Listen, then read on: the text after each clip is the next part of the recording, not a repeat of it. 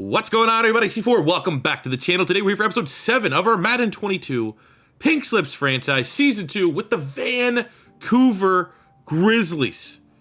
4-5. We've lost 3 in a row, plus the bye week. So it's I can't remember the last time we won. And I do. It was against the Miami Dolphins. But things have just not been going our way. And this is a series that the only way it gets better is if you start finding a way to stack some victories and win some players. The last win was a big win over the Dolphins. We brought in 3 players, all with dev traits, all represented upgrades. But then we've had 3 straight downgrades to players on our own squads, which is not, we're going in the wrong direction. We got to find a way to put her in drive. And on the slate today, we have Week 11 and Week 12. Both games, home games against the 49ers and the Atlanta Falcons. So we are going to have to do our due diligence here and see between the 49ers and the Falcons which team has the better players, the better pool of players that fit within the parameters of guys that if we realistically can win. So you're looking for guys that are like +4, +6 in that range are going to be the more attainable players. So just from a roster standpoint, I mean, the 49ers are an 84 overall. I'm going to assume that the Falcons are going to fit that bill, but we'll take a check here before we do anything else this week, just to get an idea, know who we're going to prepare to take on when we hop on the stick. So let's take a look at the 49ers. Well, our team anyways. Well, it's been a minute. Haven't had any upgrades. I've had nothing but downgrades. I go on the top of my head. We've lost, I think, Laurent Duvernay-Tardis had a downgrade. Austin Jackson there at guards had a downgrade. I believe on the defensive side, I mean, Onyemata's got downgraded a couple times. We've had Singleton get downgraded. It's just been a tough time here for the team. Chemistry is working there. Morale maybe at an all-time low, depending on, all these players and how they feel about living in Vancouver and Canada. It's always kind of a hot topic. But let's look at these two teams here. We get the Falcons and the 49ers. Looking at the Atlanta Falcons, my God, Kyle Pitts. How is he their best? I mean, I'm not going to say how is he their best player. I'm a Gators fan. Knew it. You knew Kyle Pitts was going to be a freak of nature. He's also completely unattainable for our team, unfortunately. But we don't need him because you know who's better than Kyle Pitts? Kelvin Benjamin.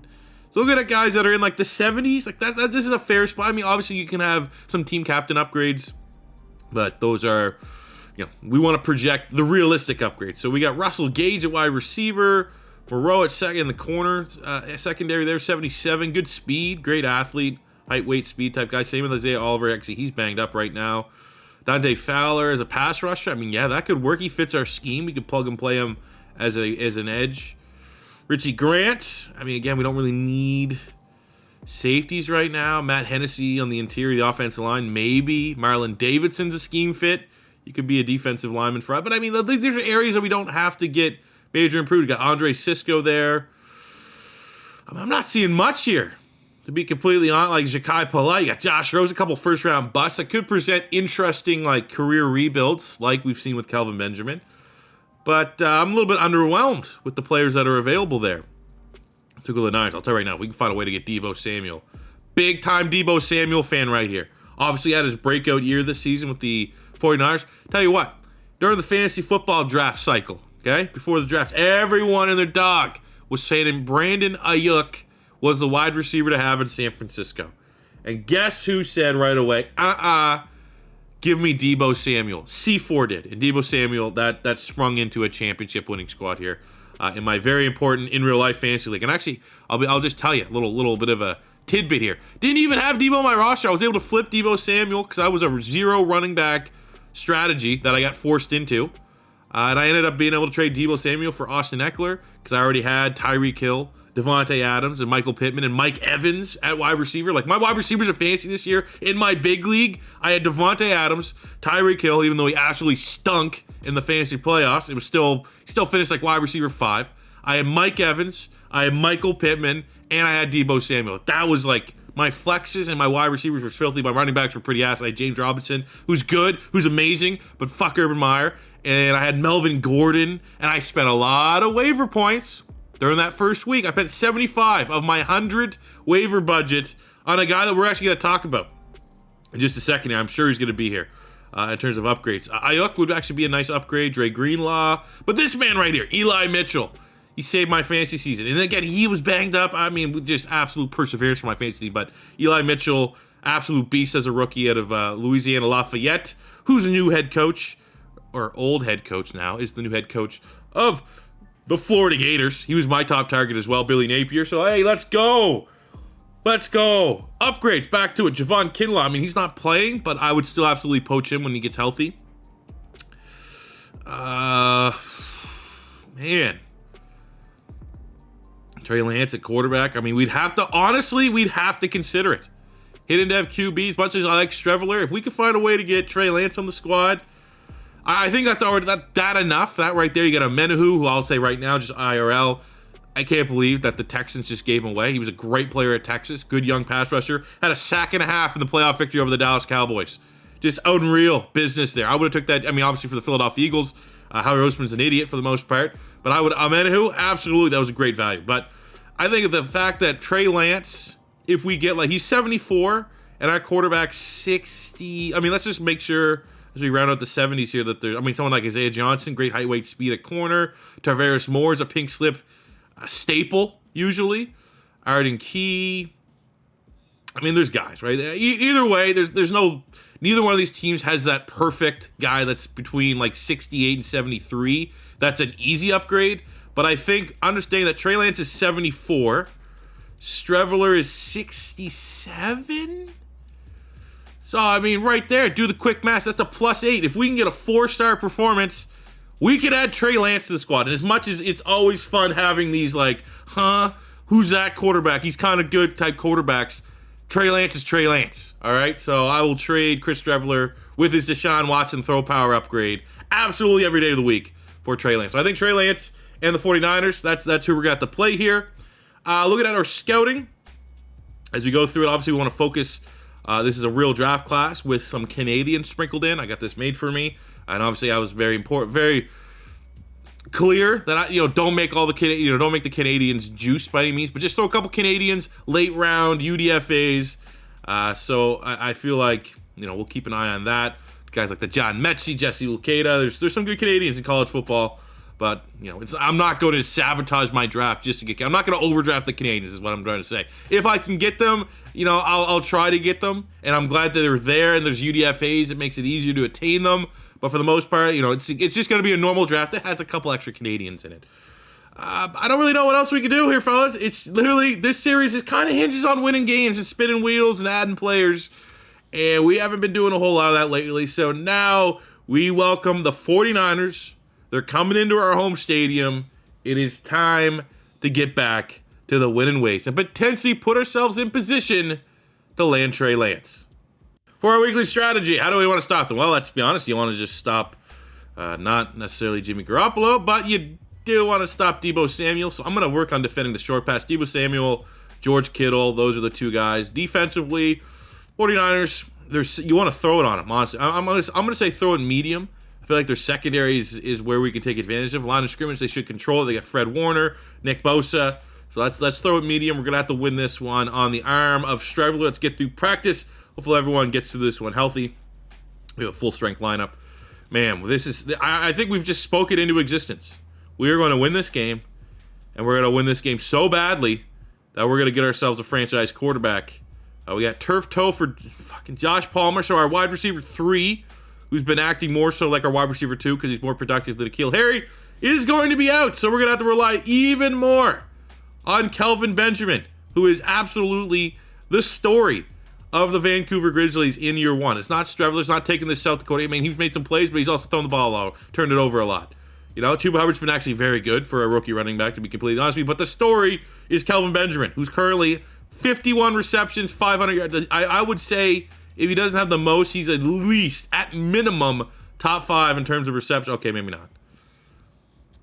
He's up there. He's top 10 in receptions. And we've already had our bye week. Some of these teams haven't had their bye weeks yet, so those are inflated numbers. Point being, I'll be shocked when all is said and done if Kelvin Benjamin is not top 5 in total receptions, because that's how important he is to our offense. So we got some upgrades here ahead of the 49er matchup. That's like a slap in the face. Like, oh, here's your upgrade. And it's actually just for the guy that's not playing for you. Here you go. Congratulations. And we actually probably shouldn't have upgraded deep threat, even though that's a good upgrade. +2 catching, +1 medium route running, +1 catch in traffic, 1 release. Those are all great. But he's our slot guy, so we probably should be feeding those points into slot or into the route runner or anything like that. But we'll take that for Josh Palmer. That's a nice upgrade for one of our better, young, more promising players That's it, though, fellas. It is time. Do or die. Let's get back to our winning ways. Let's get back to 500 and win a player. All right, we got 3rd and 2. Get pressure. That's how you beat Jimmy Garoppolo. You force him into a bad throw, and mistakes happen. That can be said for a lot of quarterbacks. But look at that. That is actually a drop from Deebo Samuel. Defense gets out the field. I don't know. Why did that ball come up? Like, we got pressure? That ball, that was a perfect route. He was wide open. Just noodle-armed it. With 93 throw power, shouldn't be happening. We got 2 deep balls here. Dontrell Inman is the guy that's stepping up because of Palmer. Probably should be Zylstra. Oh, look at that. Look at that. Look at that. We need it. Claypool to step up one of these games. He is our most impactful skill position player, statistically speaking, and he just hasn't been that guy so far this year. Look at that, man. Destroyed that dude off the line. Straveler with the 93 throw power. He probably 65 at the most deep throw, but it doesn't matter. You put Kawhi Williams, a slot corner, on a 6'4 juggernaut like Claypool. That's what's got to happen. Oh, there's another drop on 3rd down. Caleb Farley forces incompletion to Brandon Ayuk. The 49ers just shooting themselves in the foot here. Look at that, baby. Look at that. The spin, the unnecessary spin move by Claypool is over 100 yards. There's some pink scoring right there. Now, see, look, this is why house rule sucks. Like, we got the Dallas Cowboys special, 3rd and need it. We're going to go draw. Like, we're just content here, I guess. I mean, every time I have, really critiqued Doug Peterson's play calling with a bad run, it breaks off for a big play. But not there, man. Pretty much just waving the white flag, saying we're happy taking the field goal attempt. 43 yards. Haraluahu. I'm just gonna continue to pronounce this guy's name different every episode, but it is up, and it's right down the middle. Here we go. Nice TFL on Yamada. 3rd and long coming. You know what the problem is? They're throwing the ball. There's an arrogance here that we're the lesser team, and like, oh, this is a week that Jimmy G can justify his contract. It's kind of where they're at. I mean, that was a great throw there to Ayuk. But like, in reality, they should just be running all over us. Running behind Trent Williams. I don't think we could stop it, but they're trying to win it with Jimmy G. I don't think that's the best strategy here for the Niners.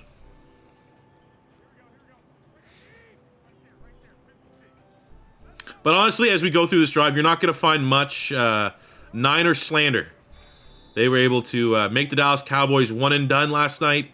Therefore, I am forever, like, if we're talking about teams I'm supporting in the NFC right now in this play, because right now, I'm telling you right now, full-on Bills Mafia, circle the wags. I'm a Bills fan for the remainder of this playoffs.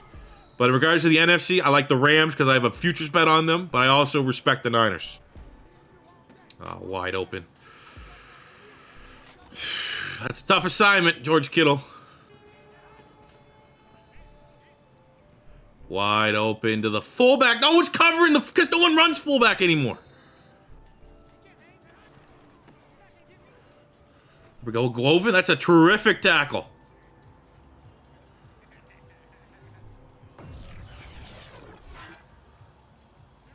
Third and goal on the 5. Okay, come on, let's go. What do we got?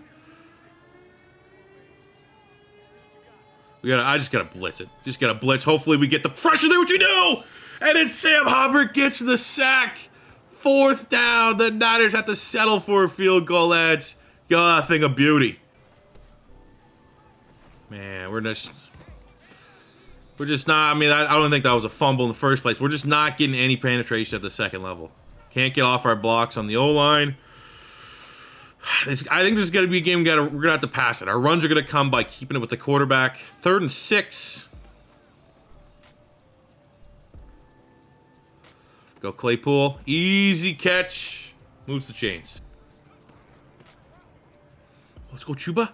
Man, Chuba's gassed, but he's still got a gash. The biggest run of the game. 1st and goal, Grizzlies. Can we sub in the other running back, please? Fresh legs, I'd take at this point. But it doesn't matter, he's in! Let's go! Great blocking from the offensive line. Chuba Hubbard is in. And that's our 2nd touchdown. What are you? What are you trying to do? You're trying to do Zone runs with the fullback? Yeah, right.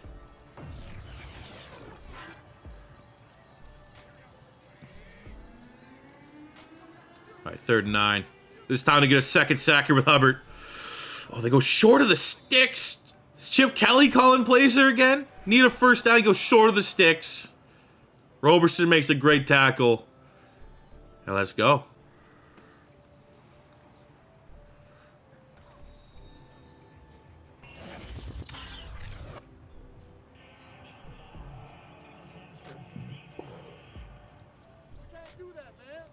Oh, they got roughing the passer? Yes, sir, on top of that. And look, Doug just keeping it with the slants.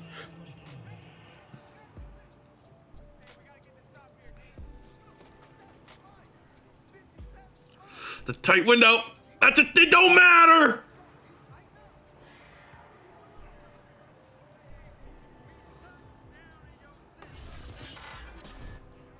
What a ball. Do we even need Trey Lance at this point? Let's go. Man, you put linebackers on Claypool. Like, this has just been, you know, terrible management from the 49ers defense trying to take away. Like, they're just not trying to take away our best weapon. What do you mean booth review? How do you booth review that? What? Oh, he didn't cross the goal line. Okay. All right, let's just punch this one in. That's no messing around. Either way, that's still Pink scoring. Second touchdown. I just wish he got that tutty, man. That was a hell of a play there by Claypool. Oh. That's annoying. That can't happen, Debo. We got too aggressive. We shouldn't have blitzed. I mean, we should have blitzed. We were right there. And then my D tackle got stuffed by Juszczyk.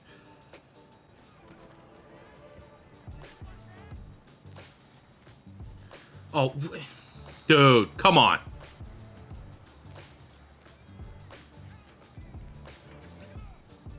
Third and 9 now. There we go, play action. Can we get Kelvin to break off? Oh, we just use that 93 throw power again. One-handed. Claypool, what? Where is this? I don't think at any point in any of the games we've been on the sticks, Claypool has beat a guy down deep. And he's done it almost every single time. There's been no safety over top here. Is this the breakout game we've been waiting for Claypool? It's because they're putting Kwan Williams on him. Like, I gotta do it, man. Till they stop it, we might have like a Quez Watkins versus Cowboys from the Eagles series. Look at this. Every play! Ah! Let's go!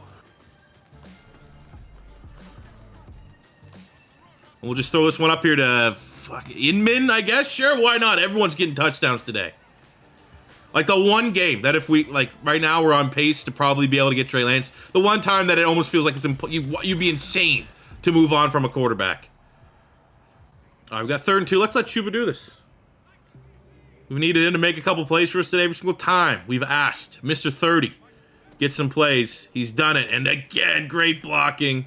Get to the second level. Eat up Fred Warner. And there's 100 yards on the ground. Half-star pink slip score. 4 verts call from Coach. Love the aggressiveness from Doug. Can we make that throw today? He's wide open. He's inbounds. This is horrific deep. I don't know. 24 is burnt toast. We scramble. Oh, we should be able to get the end zone here. It's going to be close. It's not that close. Okay, they got 1st and goal. It's garbage time. But, I mean, garbage time at Pinks is annoying. That's a huge tackle there by Javon Holland. Because garbage time at Pinks, that's like where you can lose scoring. You know what I'm saying? Like, it's a foregone conclusion. We got the big upset over the Niners. But right now, it's how big of an upset is it going to be? Eli Mitchell untouched. Oh, come on, Kelvin. Come on now, buddy.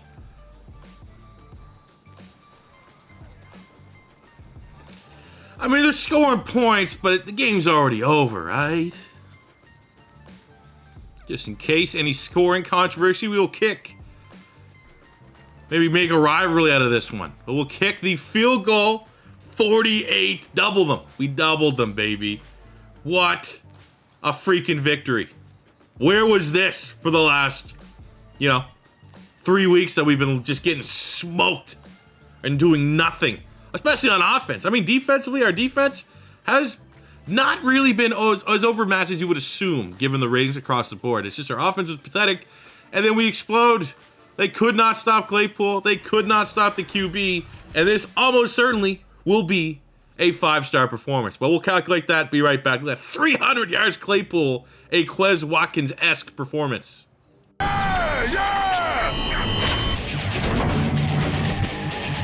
All right, so for scoring, we won the game. We won by 21, so that is worth 2 stars right off the bat. We had the turnover battle. Actually, we lost the turnover battle because that stupid freaking fumble.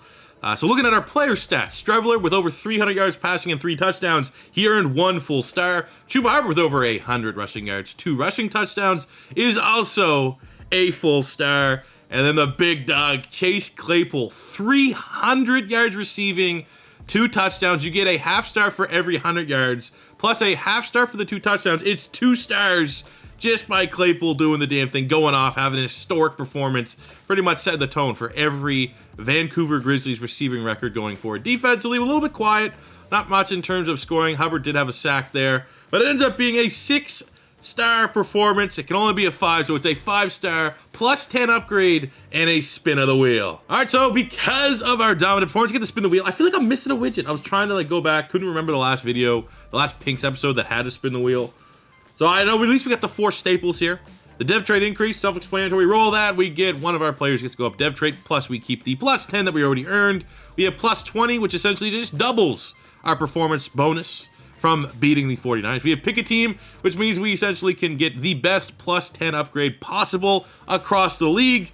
Or we have the Monstars ability, which if we roll this, that means that one of our players gets to take a single attribute for any player on the 49ers, minus the quarterback spot, because we've already rolled Monstars, and we had that apply to Strevler at QB, and you can only do it 1 position per season. Let's go. I mean, I have no real preference. I love a plus 20 or pick a team. I think right now, dev trait increase would be the one that I'm least excited about, and we get a nice plus 20 to work with in terms of poaching players from the 49ers. We desperately needed this, because our roster needs to, this was just an insane week. It's not a normal, typical week. Our team's still pretty damn bad. This very much goes a long way to help improving that. So actually a little bit of a botch here on my part. I had trade deadline on, and I flicked it off. Obviously it's not, game breaker or anything, but I'm not gonna be able to force or make any trades until I sim past the second game of our doubleheader here against Atlanta, which is actually a sim game. And all along, I was going to just not make any acquisitions from that Niners game until the end of this episode. I was gonna let you guys decide, because this is, the biggest potential upgrade we've had so far in this entire series. I'm not gonna make that decision solely on my own.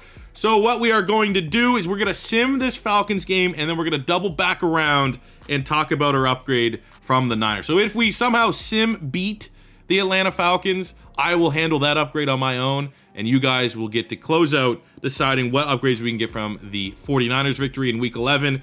And boy, oh boy, are there some big upgrades. But let's focus first here on Atlanta, and hopefully we find a way to get 2 straight victories in today's episode and get right back into things for the AFC South. Going through practice, of course, Claypool with the ACL sprain, he's going to be out. We have a PCL sprain for our starting, we got Alaric Jackson there. No, that's Austin Jackson. So our starting wide receiver, our starting guard has gone down to injury. Sensational. Sure, we needed that to help us out here. We have some players come back from injury. Josh Palmer's back, Brett Urban on the D-line, and Brett Jones, our starting center, has now come back into the lineup. We have some upgrades to talk about from this game. David Onyemata is going up 1, which actually is going to help out because he was... That's now a different changing. He's someone that's going to be very much considered in the upgrades, and it went from a plus 17 upgrade down to a plus 16 with that. We have Auclair at backup tight end. Don't really have to worry about that. It's not like we're getting George Kittle, even though I would tell you right now, if I get George Kittle, I would take George Kittle out of any other options. And we have Claypool, who actually is also kind of being considered for a potential upgrade, and he has gone from a plus 9 in an upgrade down to a plus 8 with that nice little upgrade. And not only is it going to be a +8, we're going to have to shave this down potentially to a +7 because we have the weekly award winners. Oh, it wasn't even Claypool. They give it to Streveler at quarterback. I mean, 4 touchdowns. Okay, yeah, having 400 yards from scrimmage, 4 touchdowns, that will usually get you player of the week. But I mean, 300 yards from Claypool, and those were all Claypool, man. He was winning out the line. But for Streveler getting offensive player of the week, we get a little upgrade there, which could actually help a little bit because we are going to be considering a Trey Lance upgrade. So maybe spending +2. We get +2 to any of his attributes for a quarterback. It's non-throw power because that's just, kind of keeping it fair, not cheesing it any way possible. I mean, we could go +2 on awareness. That brings him up a little bit, but I mean, he's fine. I'm not really worried about his awareness at this point. Let's see what we do if we go +2 to short. He goes up. +2 to mid. He goes up. +2 to deep. Doesn't really go up. Throw on the run, +2 goes up. Throw under pressure, +2 goes up. Break sack. I mean, we're not really worried about those ones. I think for this, I think probably short throw is going to be the best case scenario here. +2 to a short throw. Bring it up to an 80 and now a 68 overall. So his upgrade for a Trey Lance goes from a costing us +7 now to a +6. Very, very nice. So everything else has been handled this week. It is now time to go into Atlanta, beat Atlanta, and just get a bunch of new talent here in Vancouver. Let's go, baby. See if we can shock the world. Let's shock the world again. I still, like, ever since we beat the Bengals in the sim, I feel like we can beat anybody, especially a team like Atlanta. And we get the first score of the game, settling for a field goal. Atlanta does march downfield, gets a touchdown. Looking like both these teams looking pretty aggressive. Vancouver, go ahead, score. Let's go, 10-7. See if we can get a halftime tied up. Atlanta does get the go-ahead touchdown right before halftime. Feels like they're getting ready to pull away here in the second half. They got a lot of weapons, man. Calvin Ridley, Kyle Pitts. Get the veteran quarterback there in Matt Ryan. This is a tough assignment for the Vancouver Grizzlies, and we're just getting humbled here again. Just letting us know that even though we absolutely skunked the 49ers, that is not the norm. That is few and far between. That is an upset of the year type thing. Streveler struggled here as we fall 37-10. Gonna have to dust off the loser wheel. I mean, we did 2 picks on Matt Ryan. There's some positives. I mean, positives here for the quarterback. There's really nothing there. Running game was non-existent, which is a little frustrating given the state of the Falcons defense. Not an impressive defense by any means. Palmer did have a receiving touchdown. Nice for him getting back up there healthy. I mean, we were down Claypool on the offensive side of things. That could definitely swing the pendulum against us. 12 tackles, St. Juste, 10 for Aguelvin, 10 from Jalen Phillips. Singleton, 9 tackles. We had 2 TFLs for Farley and a pick. Nice game from him. 2 TFLs for Phillips and a sack. And the picks went to Farley and Javon Holland. So I like seeing all those, but that's a bad loss. So before we could even, focus in on the upgrades, we do quickly have to get a random downgrade to our squad. Hopefully it's not at one of the spots that we're looking at upgrading from that Niners victory. Actually, well, at least we start with an upgrade to Aguelvin. Sam Aguelvin, the middle linebacker. He's actually another player that is being considered for an upgrade, so we'll spend a point there. And a potential upgrade trade involving Aguelvin went from a +12 down to a +11. All right, loser wheel. It's not all going to be 5 stars and happy. We got to take a random downgrade. Hopefully it's like punter, fullback. Right now we're not looking for a quarterback, wide receiver, D-end.